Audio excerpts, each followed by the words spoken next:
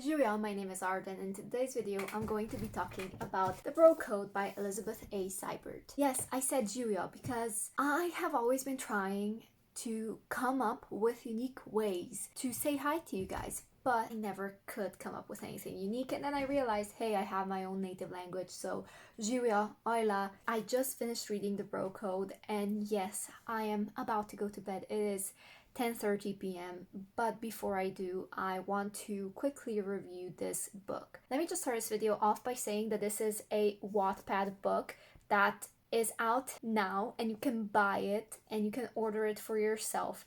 And this is published by Wattpad Books, who have been kind enough to send me this ARC. I'm a little bit late on reviewing this book because I only read it today, and this book has been out for like a week, so that is why I am filming this late while everything is still fresh. I am a little bit tired, but I just wanted to get my thoughts across, talk to you guys about this book, and get this video up before it's not too late, I guess. The reading sump really caused me some problems and delays.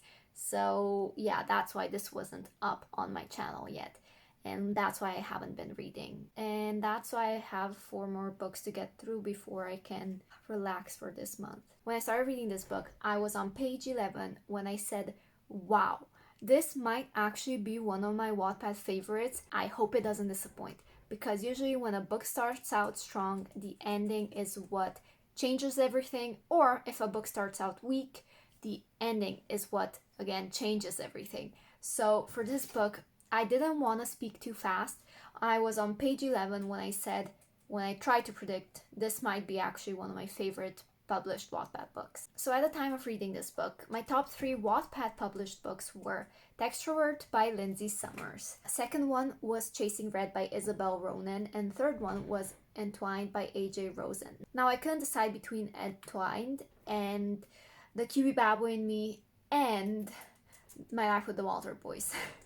I know, so many problems, so I just put Entwined because that is very fresh in my mind still. I was very interested in seeing how this book is going to switch that list up for me, and so I continued reading, but I got to page 87 before I put it down. I said I'm gonna read tomorrow, and then I never picked it up until today when I finally decided, okay, until today when I sat myself down and I said, okay, I have delayed everything too much. I will not be able to keep up with everything, and I will be disappointing people if I don't get on with my reading and force myself to read and get back from my reading slump.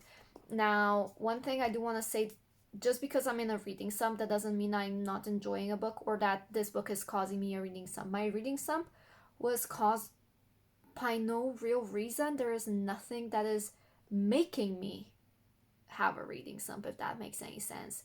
It's just the pressure that I feel on myself, and there isn't a book that caused it. I just have been reading so much that I've been feeling mentally drained. I picked this book up. I've decided I'm gonna have a 24-hour readathon, I guess, but it's not very consistent because I'm not actually reading for 24 hours. I'm reading today and tomorrow only in the afternoons when I have time. So the question is, did this book fail in its attempts to be one of my favorite books? Or did it succeed, and did it reach all my expectations, I guess? To get the answer to that question, you're gonna have to wait a little bit. So first, let me just tell you a tiny bit what this book is about. I don't usually go into detail because I don't like to, and because I'm not very good at explaining things. But this book is about 2 best friends, Carter and Nick. He is our main character. Nick is the protagonist. The book is written in his point of view, and he has, I guess, a crush on his best friend's sister. But a set of rules exist that are bundled into this bro code that the bros have between each other. And one of those rules is that one bro will not date another bro's sister. So Nick kinda has to fight his feelings for Eliza, but Eliza's been away for a year, and now she comes back, and the 2 of them just get along really well. But apart from that, there's also this underlying conversation about toxic masculinity. There are conversations about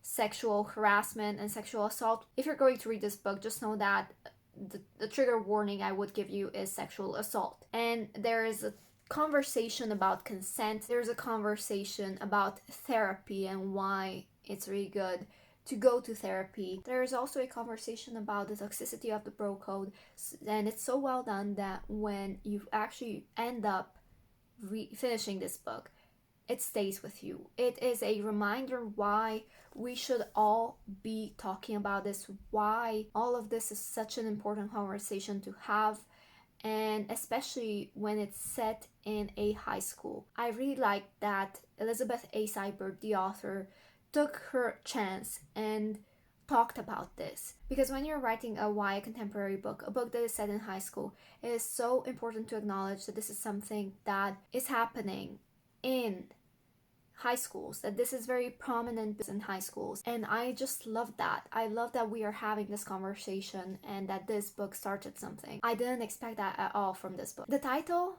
The Bro Code, feels very appropriate. It does talk about the bro code, but it's so much more than that as well. Is the bro code worth it? Is the bro code something that the boys should have? And it's really just a discussion to be had. Now, okay, you might be thinking, oh, this is such a deep book, this is not about romance and stuff. It is about romance, and it's very lighthearted and it's very well written, and you can have a lot of fun with it.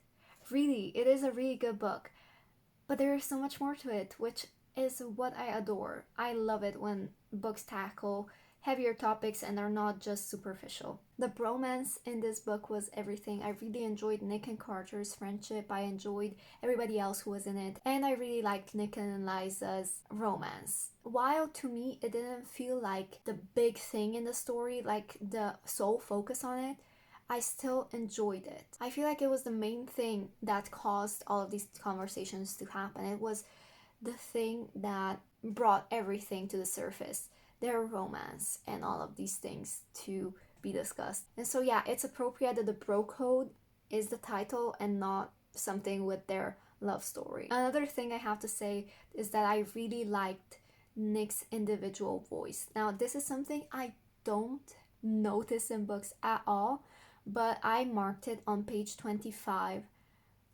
when I noticed it in this book. Now, what I mean by individual voice is I mean Nick's narration and his way of talking and his way of telling the story. There is something really unique about it. It's something that is so distinctly him. He has a really good individual voice, something that stands out, whereas I usually don't notice that in a lot of books. Yeah, nobody told me that this book was such a good read. I went in expecting to have a lighthearted, easy, fun time, and I came out with a very good book, and I was very satisfied. So let me answer the question that you've probably had all this time, and it is the reason why you probably stuck around. Did this book disappoint or live up to my expectations? To answer this question, let me give you my list of top 3 books. Number 1, Textrovert by Lindsay Summers. Tied with The Bro Code by Elizabeth A. Seibert. Did this book disappoint? No, it lived up to my expectations. Actually, not to say that my expectations were very low. I didn't have any expectations at all. So it is safe to say that this book did even better than that. So it was really good. It's actually so good that I don't really have any cons, anything bad to say. I do have to say that this book was number 1 along with Textrovert, but both books are number 1 for 2 different reasons. Textrovert is very lighthearted, very fun, incredible read. And this book is just so meaningful to me. I enjoyed it so much. It's really good. So with that being said, I rated this book 5 out of 5 stars, and it is a genuine 5 out of 5 stars. It's so good. And I would like to thank Wattpad Books for sending me this arc. And even though I read it after its, release, I am still very happy that I did. And I'm very grateful to Wattpad Books for sending me this arc. Oh my gosh. This was a great book. So yeah. That is it for today's video. I hope you guys enjoyed. If you want to pick this book up, I would highly recommend it. And yeah, have a nice day or night, and I'm gonna go to bed. Bye!